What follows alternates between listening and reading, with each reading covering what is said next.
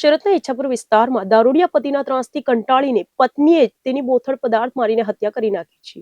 પત્નીએ આ હત્યાને અકસ્માતમાં ખપાવવાનો પ્રયાસ કર્યો હતો, પરંતુ પીએમ રિપોર્ટમાં ભાંડો ફૂટી જતા ઈચ્છાપુર પોલીસે હત્યારી પત્નીની ધરપકડ કરી લીધી છે. સુરતના ઈચ્છાપુર વિસ્તારમાં બનેલી આ ઘટના પાછળ દારૂ અને રોજરોજનો ઘરકંકાસ જવાબદાર હોવાનું સામે આવ્યું છે.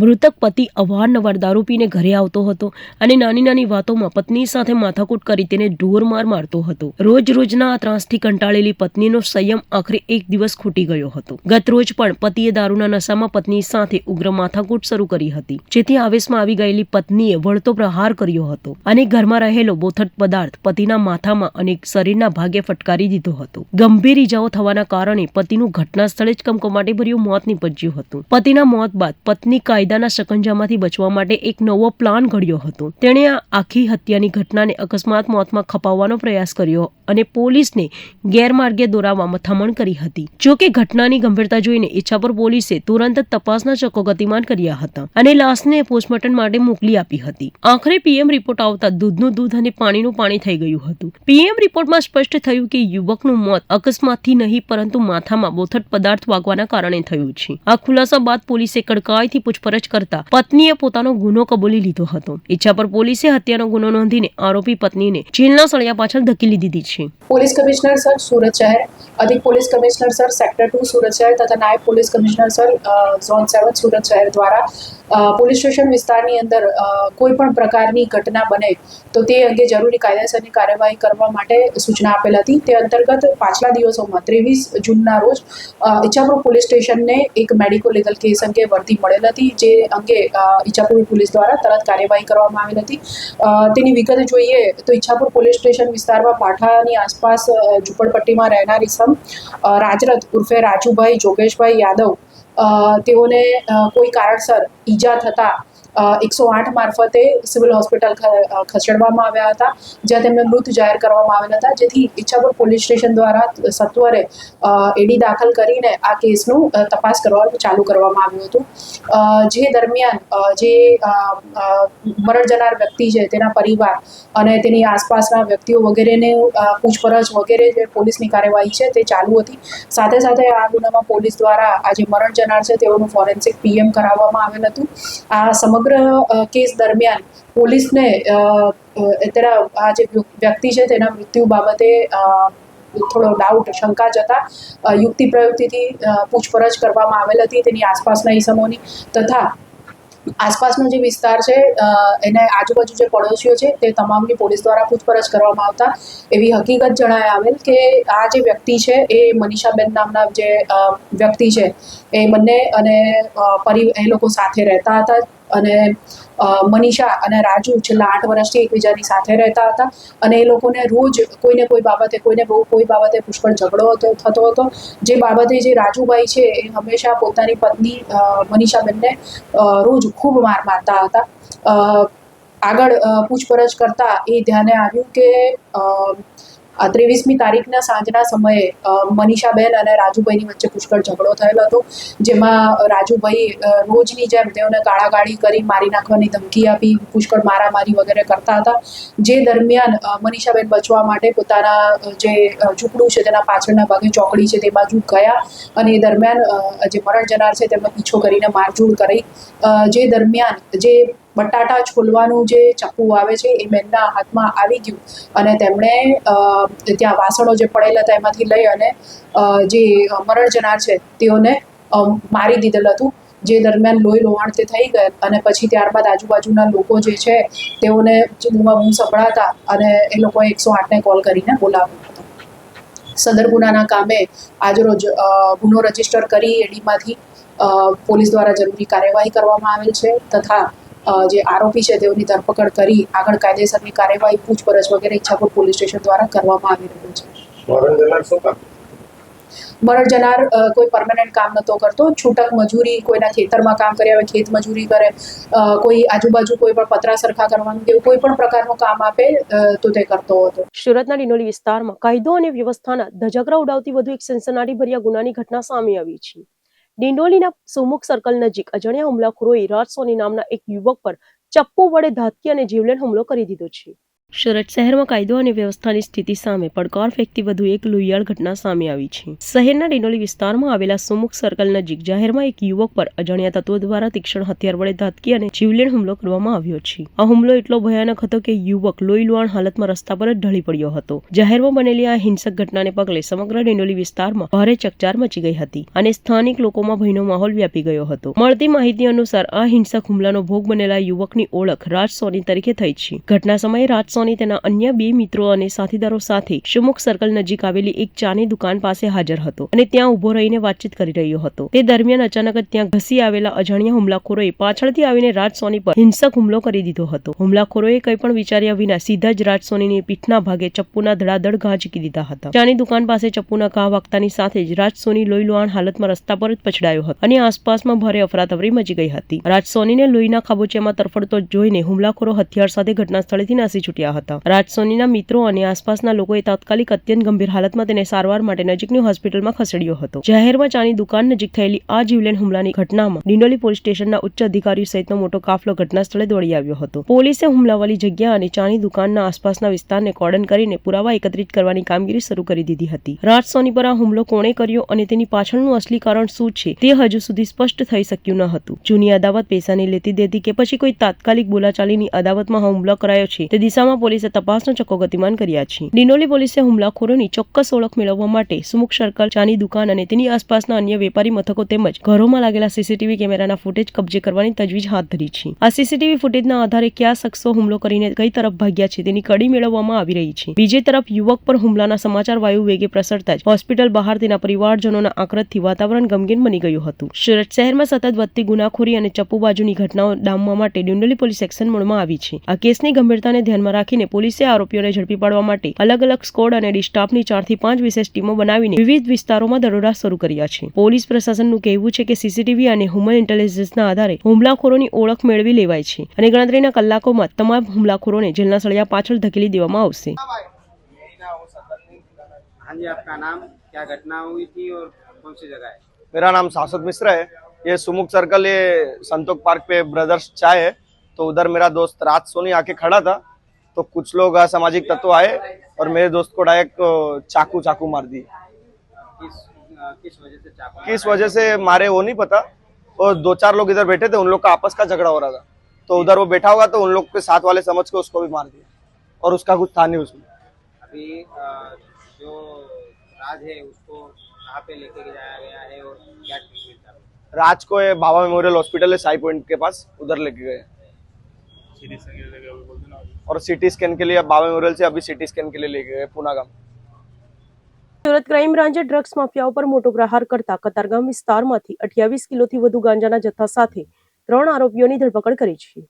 આંતરરાષ્ટ્રીય બજારમાં આ જથ્થાની કિંમત અંદાજે 14 લાખ રૂપિયા હોવાનું સામે આવ્યું છે. સુરત શહેરને નશામુક્ત બનાવવા માટે પોલીસ કમિશનરના આદેશથી ચલાવવામાં આવી રહેલી વિશેષ ઝુંબેશ અંતર્ગત સુરત ક્રાઇમ બ્રાન્ચને એક મોટી સફળતા મળી છે. ક્રાઇમ બ્રાન્ચની ટીમે બાતમીના આધારે ઓપરેશન પાર પાડીને ડ્રગ્સ માફિયાઓ પર મોટો પ્રહાર કર્યો છે. શહેરના કતારગામ લક્ષ્મીકાંત આશ્રમ રોડ પર ક્રાઇમ બ્રાન્ચની ટીમ દ્વારા ચોક્કસ બાતમીના આધારે વોચ ગોઠવવામાં આવી હતી. આ વોચ દરમિયાન શંકાસ્પદ હાલતમાં પસાર થતા 3 ઈસમોને આંતરીને તેમની સઘન તલાશી લેવામાં આવી હતી, જેમાં ગેરકાયદેસર પ્રતિબંધિત ગાંજાનો મોટો જથ્થો મળી આવ્યો હતો, જેને પગલે પોલીસે ત્રણેયની ઘટના સ્થળેથી ધરપકડ કરી લીધી હતી. ક્રાઇમ બ્રાન્ચ પોલીસ દ્વારા આ પકડાયેલા આરોપીઓની તલાશી લેતા તેમની પાસેથી કુલ 28 કિલો અને 0.64 ગ્રામ ગેરકાયદેસર પ્રતિબંધિત ગાંજો મળી આવ્યો હતો, જેને પોલીસે કાયદેસરની કાર્યવાહી કરીને ઝડપી પાડ્યો હતો. પોલીસના જણાવ્યા અનુસાર આંતરરાષ્ટ્રીય બજારના વર્તમાન દર મુજબ જપ્ત કરાયેલા આ પ્રતિબંધિત ગાંજાના જથ્થાની કુલ કિંમત આશરે ₹14 લાખ જેટલી થવા જાય છે. પોલીસે આ ગુનામાં સંડોવાયેલા ત્રણેય શખ્સોની ધરપકડ કરી લીધી છે, જેમાં નિલેશ દુધાત, બેચરભાઈ પટેલ અને રવિ પરવાણિયાનો સમાવેશ થાય છે. પોલીસ તપાસમાં એ પણ સામે આવ્યું છે કે આરોપીઓ આ નશાનો મસમોટો જથ્થો એક ટીવીએસ જ્યુપિટર મોપેડ પર લાવી રહ્યા હતા અને તેને સુરત શહેરના અલગ અલગ વિસ્તારોમાં છૂટક વેચાણ કરીને યુવાધનને નશાના રવાડે ચડાવવાની ફિરાકમાં હતા. ક્રાઇમ બ્રાન્ચે ગાંજાના જથ્થા સાથે ગુનામાં વપરાયેલું મોપેડ, ₹1630ની રોકડ રકમ તેમજ પાન કાર્ડ અને અન્ય ઓળખપત્રો જેવા મહત્વના દસ્તાવેજો કબજે કર્યા છે. આ નશાનો કાળો કારોબાર ક્યાંથી સંચાલિત થતો હતો અને આ નેટવર્કના તાર ક્યાં સુધી જોડાયેલા છે તે દિશામાં ક્રાઇમ બ્રાન્ચે આગળની વધુ તપાસ તેજ કરી છે. નો ડ્રગ્સ ઇન સુરત સિટીના અભિયાન અંતર્ગત મહેરબાન સીપી સાહેબની સૂચના અનુસાર ડ્રગ્સ માફિયાઓને પકડવાની જે કાર્યવાહી ચાલે છે એ અનુસંધાને ગત તારીખ 24/6/26ના રોજ એક મારા ક્રાઇમ બ્રાન્ચના કોન્સ્ટેબલને બાતમી મળેલી કે કતારગામ લક્ષ્મીકાંત આશ્રમ રોડ ધારા ફાર્મની સામે ટીવીએસ જ્યુપિટર પર 3 આરોપીઓ ગાંજો લઈને આવનાર છે એવી બાતમીના આધારે ત્યાં વોચ ગોઠવી અને એ જ્યુપિટર પર 3 ઈસમો પકડાઈ ગયેલ, જેની પાસેથી કુલ 28 કિલો 64 ગ્રામનો ગાંજો, જેની કિલોની કિંમત 50,000 રૂપિયા ગણી 14 લાખનો મુદ્દામાલ કબજે કરવામાં આવેલો છે. એમની પાસેથી 4 મોબાઈલ, 1630 રૂપિયા રોકડા, કુલ્લે મળીને 14,80,830 રૂપિયાનો મુદ્દામાલ કબજે કરવામાં આવેલો છે. 3 આરોપીઓની ધરપકડ કરવામાં આવી, જેમાં એક નિલેશ દુધાત, બેચરભાઈ પટેલ અને રવિ પરવાળિયા. એમાં નિલેશ અને રવિ બંને અમરેલી જિલ્લાના છે અને બેચરભાઈ છે એ ભાવનગર જિલ્લા છે. એમાં રવિ અને નિલેશ એ બંને જણા સાથે આ ધંધો કરતા હતા છેલ્લા 2-3 વર્ષથી, અને એ લોકો કેટરસનું કામ કરે છે. અને જે બેચરભાઈ છે એ ઇલેક્ટ્રિશિયનનું વાયરિંગનું કામ કરે છે. અને તમામે તમામ આરોપીઓનો ફર્સ્ટ ટાઈમ પકડાયા છે. પણ જે રવિ છે એ અગાઉ 2-3 વર્ષથી આ ધંધો કરે છે, પણ પ્રથમવાર પકડાયેલો છે. એ રેલવે પટરી વરાછા પર એક ઈસમ છે કાલુ માલિયા નામના ઈસમ પાસેથી રેલવે વરાછા પટરી પરથી મુદ્દામાલ લાવેલો છે એવી અત્યારે પ્રાથમિક પૂછપરછમાં જાણવા મળેલું છે અને આગળની તપાસ અત્યારે ક્રાઇમ બ્રાન્ચ કરી રહી છે. સુરતના સચિન જીઆઈડીસી વિસ્તારમાં કૌટુંબિક વિવાદમાં એક નવપાણિત યુવાને પોતાની જીવનલીલા સંકેલી લીધી છે. મોટા ભાઈએ વતનની જમીન ગીરવે મૂકી દેતા સર્જાયેલા તણાવમાં 25 વર્ષીય નંદલાલે અંતિમ પગલું ભરી લીધું છે, જેને પગલે પરિવારમાં ભારે અરેરાટી વ્યાપી ગઈ છે. કહેવાય છે ને કે લોહીના સંબંધોમાં જ્યારે મિલકત અને જમીનોનો વિવાદ પ્રવેશે છે ત્યારે તેના પરિણામો અત્યંત ભયાવહ અને હૃદયદ્રાવક હોય છે. આવી જ એક કરુણ અને ચોંકાવનારી ઘટના ડાયમંડ સિટી સુરતના સચિન જીઆઈડીસી પોલીસ સ્ટેશન વિસ્તારમાંથી સામે આવી છે. સચિન જીઆઈડીસીમાં આવેલા જય અંબે નગરમાં રહેતા એક 25 વર્ષીય યુવાને આર્થિક અને કૌટુંબિક તણાવમાં આવીને પોતાના જ ઘરમાં ફાંસો ખાઈને જીવન ટૂંકાવી લેતા સમગ્ર વિસ્તારમાં ચકચાર મચી ગઈ છે. ઘટનાની જાણ થતાં સ્થાનિય પોલીસનો કાફલો સ્થળ પર દોડી ગયો હતો. પોલીસની પ્રાથમિક તપાસમાં બહાર આવેલી વિગતો મુજબ આ આઘાતજનક પગલું ભરનાર યુવકનું નામ નંદલાલ સરોજ છે અને તેની ઉંમર માત્ર 25 વર્ષની હતી. નંદલાલ મૂળ ઉત્તર પ્રદેશનો વતની હતો અને રોજગારી અર્થે સુરતમાં સ્થાયી થયો હતો. ઉત્તર પ્રદેશમાં તેના વતનના ગામમાં તેમના વડીલો પાર્જિત જમીન આવેલી છે, જે જમીન પર નંદલાલનો પણ સમાન હક હતો. પરંતુ તેના મોટા ભાઈ કલ્લુએ નંદલાલને વિશ્વાસમાં લીધા વિના કે તેની કોઈ પણ પ્રકારની સંમતિ મેળવ્યા વગર જ ગામની આ આખી જમીન કોઈની પાસે ગીરવે મૂકી દીધી હતી અને નાણાં ઉપાડી લીધા હતા.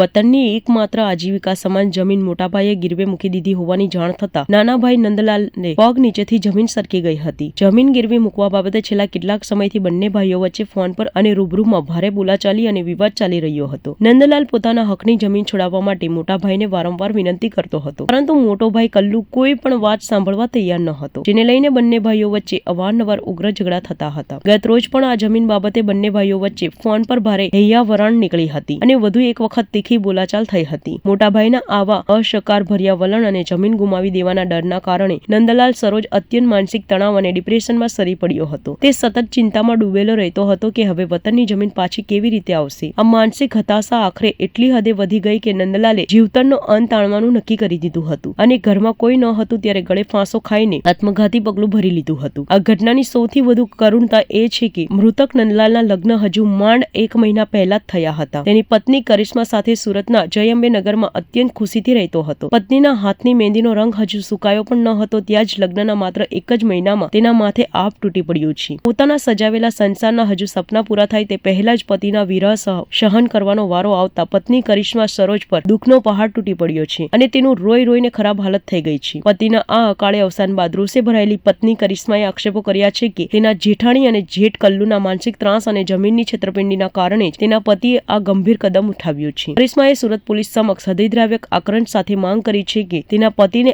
આ પ્રકારે મજબૂર કરનાર મોટાભાઈ કલ્લુ સામે કડકથી કડક કાયદાકીય કાર્યવાહી કરવામાં આવે અને તેને ન્યાય અપાવવામાં આવે. ઘટનાની ગંભીરતાને જોતા સચિન જીઆઈડીસી પોલીસે તાત્કાલિક લાશનો કબજો મેળવીને તેને પોસ્ટમોર્ટમ અર્થે સિવિલ હોસ્પિટલ મોકલી આપ્યો છે. પોલીસે આ મામલે અકસ્માત મોતનો ગુનો નોંધીને પત્ની કરિશ્મા સરોજ અને અન્ય પરિવારજનોના નિવેદનો લેવાની તજવીજ શરૂ કરી છે. પોલીસ અધિકારીઓના જણાવ્યા મુજબ જમીન વિવાદના તમામ પુરાવાઓ અને ફોન કોલ્સની વિગતો ચકાસીને આગળની કડક કાયદાકીય કાર્યવાહી હાથ ધરવામાં આવશે. आपका नाम बताओ और मरने वाला कौन क्या हुआ? मेरा नाम ली हाँ बताओ. मेरा नाम करिश्मा है, मेरे हस्बैंड का नाम है नंदलाल. सर मेरे को कुछ नहीं है, सब कुछ भी नहीं मालूम था.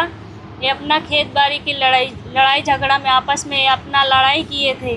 और सर इनके बड़े वाले भाई है तो दूसरे के हाथ खेत रख दिए थे, तो इसीलिए झगड़ा हुआ था, और कोई बात की नहीं झगड़ा सर नहीं हुआ था। और उसके बाद जब ये फ़ोन लगाकर बात किए सर, मेरे को मालूम भी नहीं था, मैं चली गई थी और मेडिकल दवा लेने के लिए। जब वहाँ से आई देखी थी झूल रहे थे, तो सर इसी बात के लिए मेरे इसमें कोई गलती नहीं सर, इनके घर वाले। कितने दिनों से झगड़ा चल रहा था? सर 3 दिन हो गए। उसकी शादी कब हुई? 1 महीने हो गए।